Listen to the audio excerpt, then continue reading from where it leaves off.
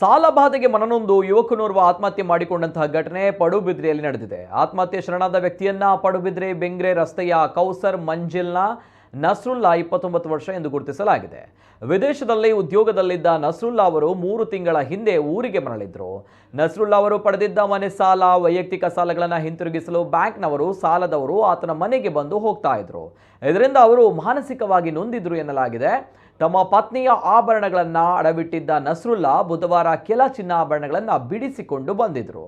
ಬುಧವಾರ ಸಂಜೆಯ ವೇಳೆ ಪತ್ನಿಯೊಂದಿಗೆ ಜಗಳವಾಡಿ ತನ್ನ ಮೊಬೈಲ್ ಅನ್ನ ಪುಡಿ ಪುಡಿ ಮಾಡಿ ನೇರ ತಮ್ಮ ಬೆಡ್ರೂಮ್ಗೆ ತೆರಳಿ ಫ್ಯಾನಿಗೆ ಚೂಡಿದಾರದ ವೇಲಿನಿಂದ ನೇಣು ಬಿಗಿದುಕೊಂಡು ಆತ್ಮಹತ್ಯೆಗೆ ಶರಣಾಗಿದ್ದಾರೆ ಎಂದು ಪೊಲೀಸರು ಮಾಹಿತಿ ನೀಡಿದ್ದಾರೆ. ಈ ಬಗ್ಗೆ ಪಡುಬಿದ್ರಿ ಪೊಲೀಸ್ ಠಾಣೆಯಲ್ಲಿ ಪ್ರಕರಣ ದಾಖಲಾಗಿದೆ.